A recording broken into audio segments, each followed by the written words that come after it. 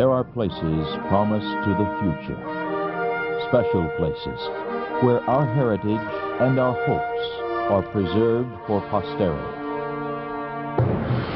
National parks, an American legacy.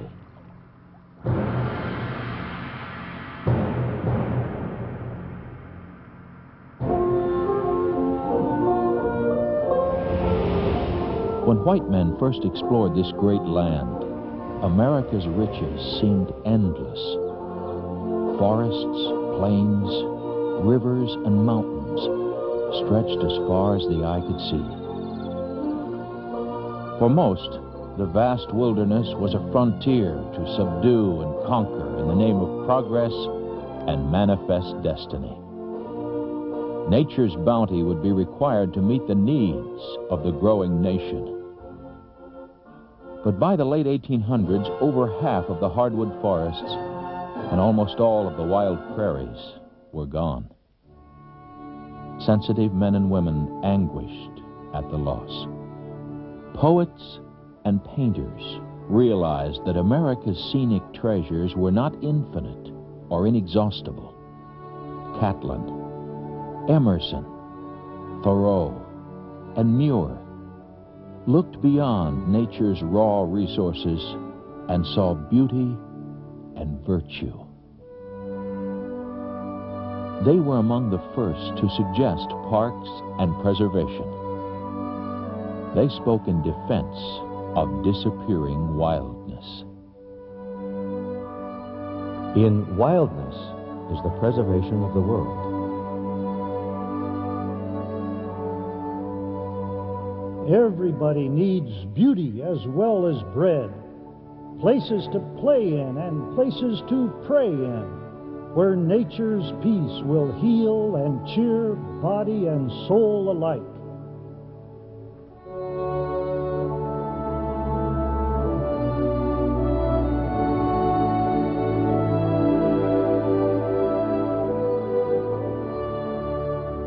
As spectacular natural areas in the American West were discovered and publicized, the idea of preserving unique places for people and posterity began to take hold.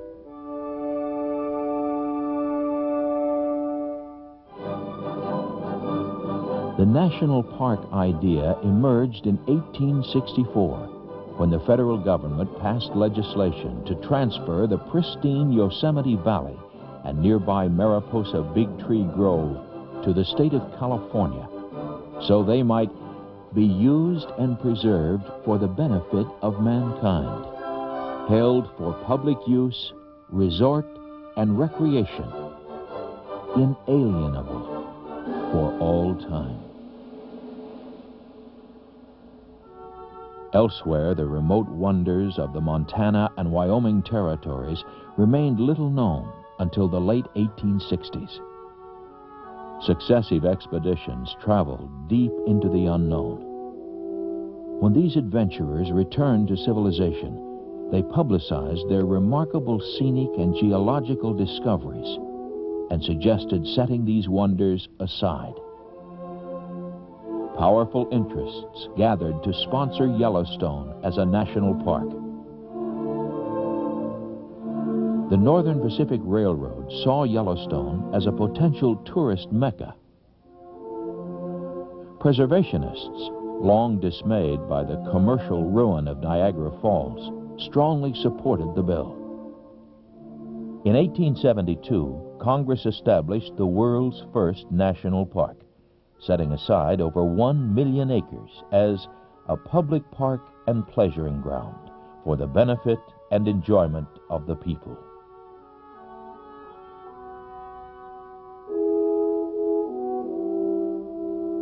Congress followed Yellowstone with other large national parks during the 1890s and early 1900s. Sequoia, Yosemite, Mount Rainier, Crater Lake, and Glacier. Western railroads lobbied hard for these early parks and built grand rustic hotels to boost their passenger business. National parks fostered a new land use dilemma. could we both preserve and enjoy a place without destroying it? Initially, the answer was no. Poachers slaughtered wildlife. Souvenir seekers senselessly damaged nature's treasures. Roads and tracks, squatters, and developers scarred the landscape. Army engineers and cavalrymen developed park roads and buildings. Soldiers enforced regulations against hunting, grazing, timber cutting, and vandalism. They did what they could to serve the visiting public. Soon the vestiges of America's past beckoned for preservation. In 1906, Congress passed the Antiquities Act, authorizing presidents to set aside landmarks and other places of historic or scientific interest as national monuments. Theodore Roosevelt, long an advocate of the great outdoors and conservation, took advantage of the act to proclaim 18 national monuments.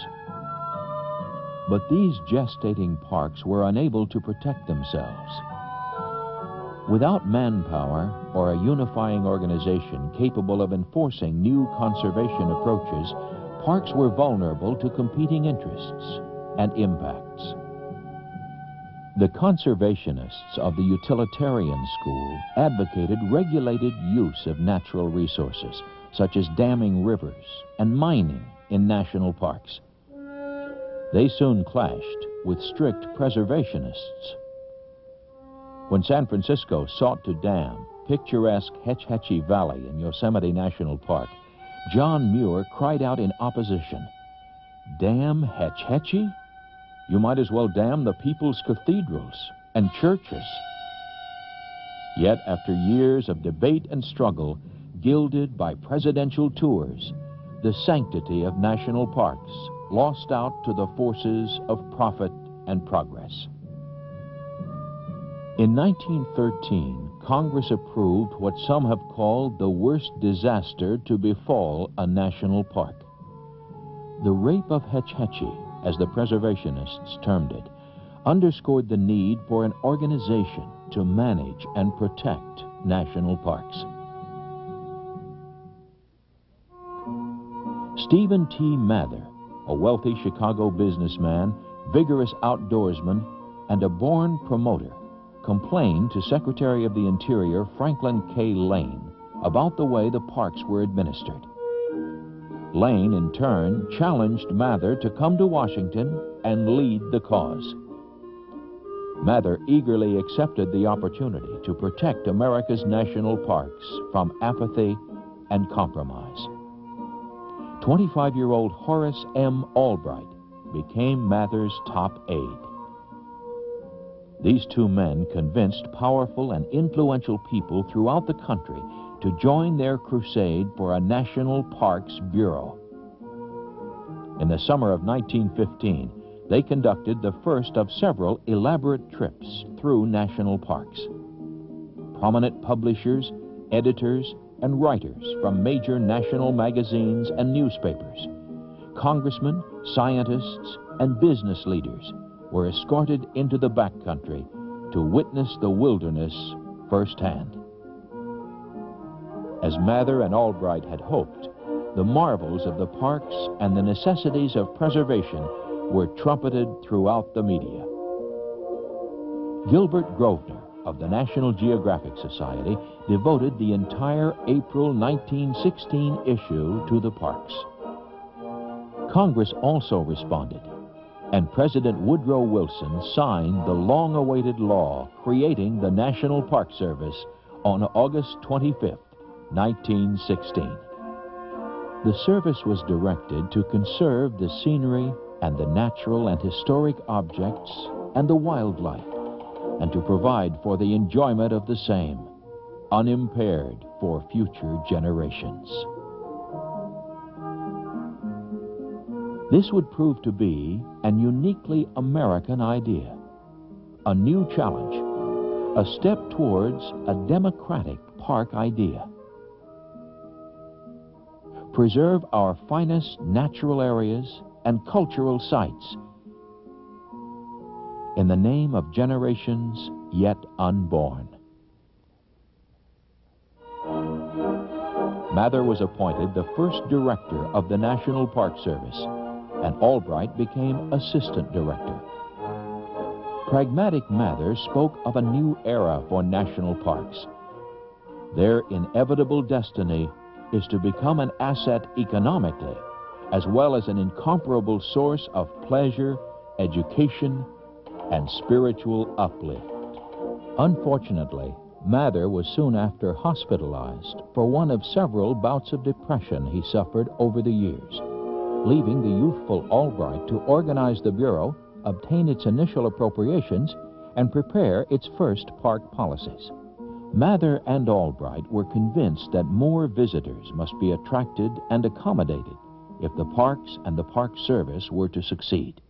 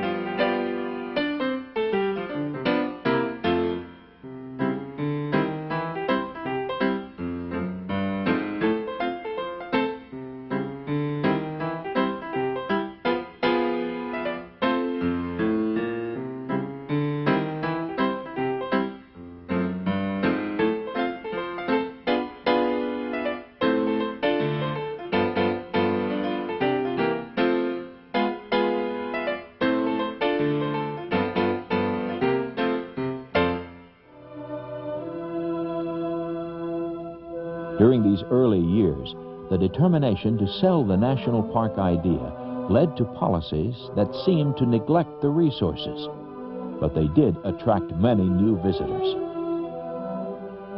Bears were fed garbage as entertainment.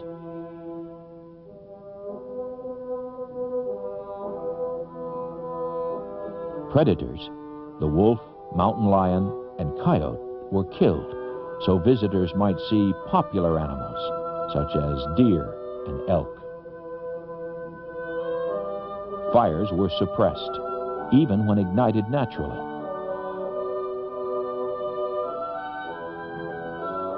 Mountain streams and lakes were stocked with exotic German brown trout to provide enjoyment for fishermen.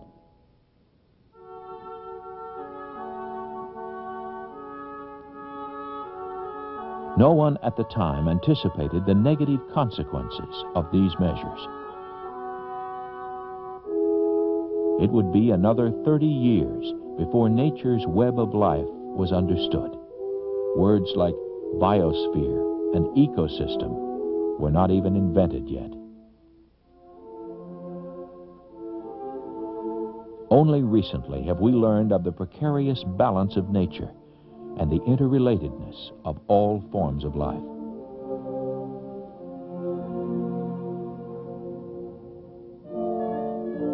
Through the 1920s, the national park system was concentrated in the West. When Horace Albright became the second director in 1929, he realized that parks must also serve eastern population centers. The service's next thrust would be preserving historic sites and memorials. The Government Reorganization Act of 1933 and a subsequent executive order signed by President Franklin Delano Roosevelt brought War Department battlefields and memorials into the system.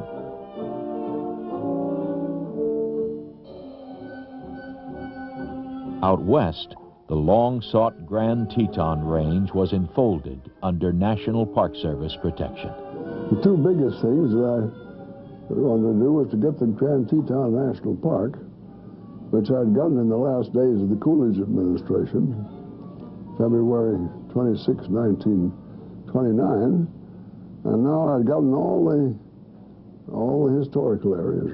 Of course, we got things like the Statue of Liberty and the birthplaces, and we got historic sites all over.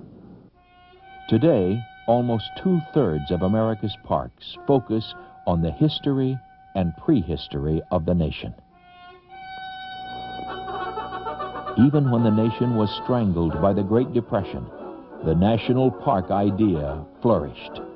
New parks and facilities were added to the developing system.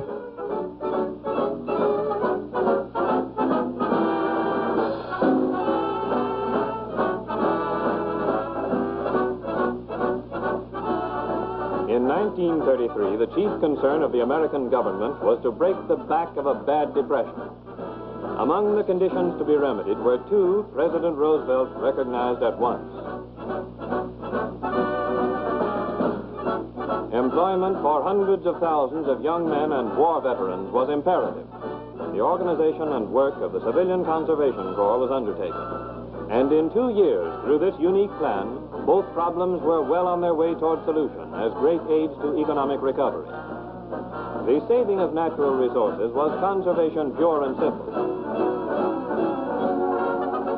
It's very good to be here at these Virginia CCC camps. I wish I could see them all over the country.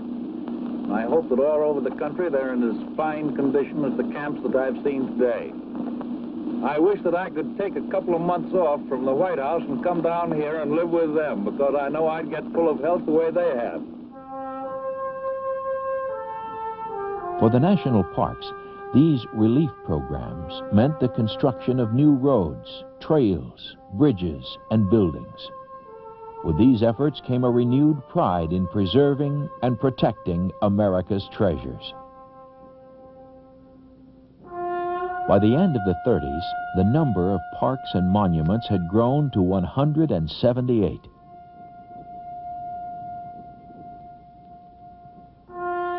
But the expansion suddenly stopped in the face of World War II. The country went to war, and so did the people of the National Park Service.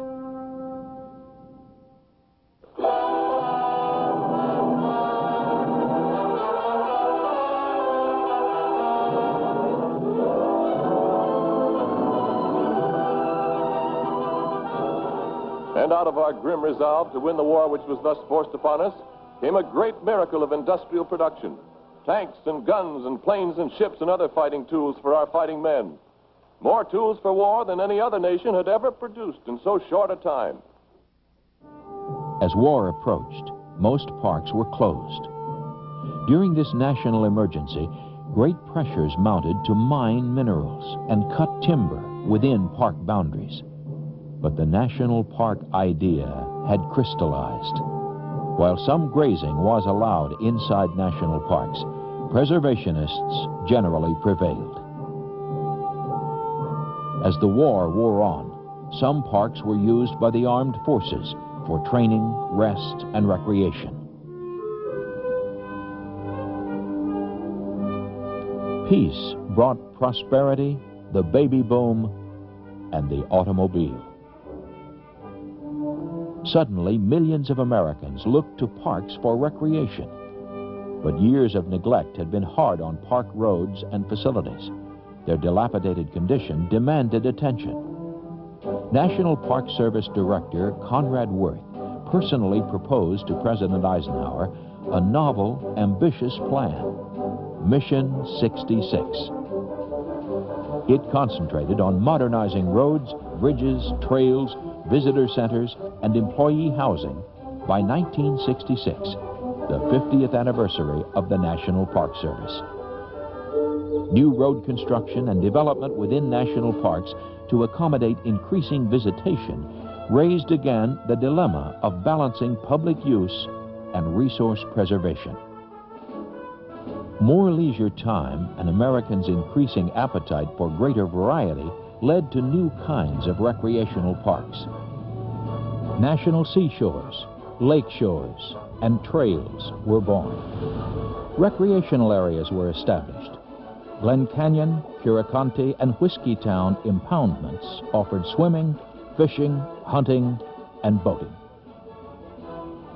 If we don't expand our park system, state and federal and national, if we don't define wilderness and wild rivers and set up a system to protect them, we're going to find ourselves overusing them and abusing them to the extent that the very values we seek to protect are lost.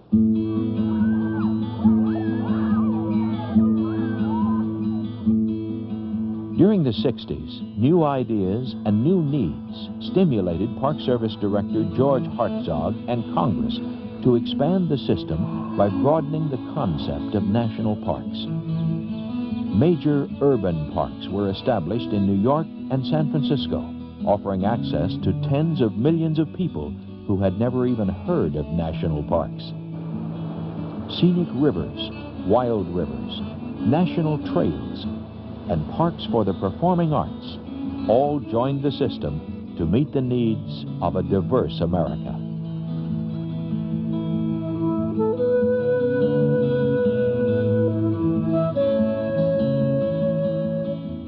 The social upheavals of the 60s were reflected within our national parks.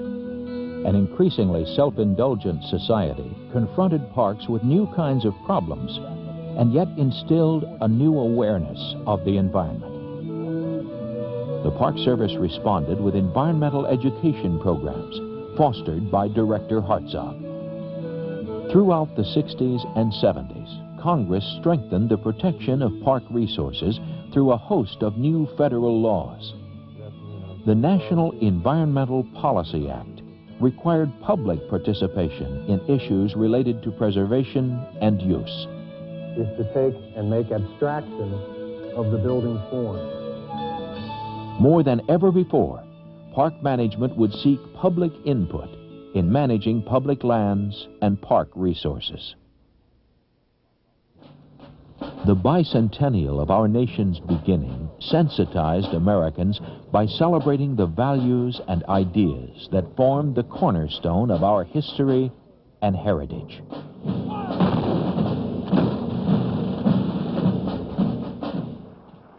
I still have a dream this afternoon. In the late 70s, the spectrum of parks continued to broaden. New parks reflected a new consciousness of who we are. Lowell, women's rights, Martin Luther King. I'd like to welcome you to the home where Dr. King was born. One of the favorite rooms of Martin Luther King Jr. was probably the kitchen area. So his favorite foods, I asked his sister Christine, was fried chicken and collard greens and black-eyed peas. And his favorite dessert was apple pie and ice cream.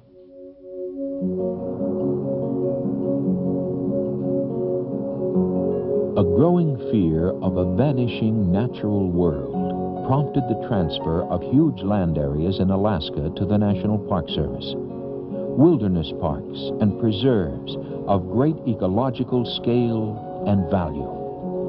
These new Alaskan parks more than doubled the acreage of the system. These remote, pristine lands are the last unspoiled remnants of America's wilderness dowry and serve as an ecological legacy for those who follow.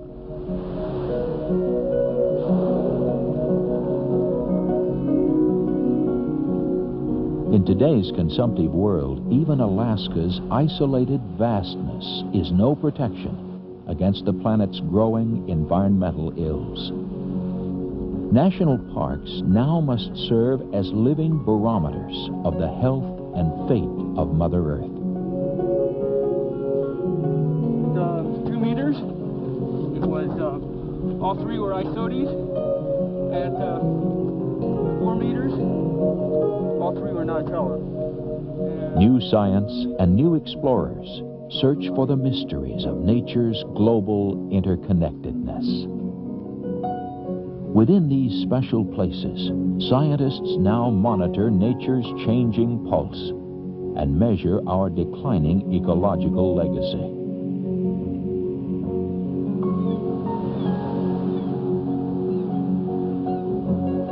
Baseline data and computer modeling help identify new challenges in preserving the national park idea, an ironic conclusion for what some have called America's greatest gift to the world, national parks. The National Park Service is seeking people to transform the national park idea into a global ethic. The strength of national parks are in the people who run them. They must reflect America's cultural and ethnic diversity, come armed with sophisticated skills, and be prepared for challenges. They require meaningful compensation and advancement, safe and affordable housing, and the tools and training needed to continue the service's mandate. Today's national park system is both more and less than it might be, but its future demands the best America has to offer. Each of us can draw from the inspiration of early poets and artists, rediscover the pioneering enthusiasm of Mather and Albright, and continue the educational outreach of George Hartzog, our mentors for the national park idea. Those that join the National Park Service tradition can draw on the strength of those who came before as they promote the preservation aspirations of all Americans. To preserve our precious history and heritage, we must be devoted to the past, vigilant in the present, and optimistic about the future. Do not let the service become just another government bureau. Keep it youthful, vigorous, clean, and strong.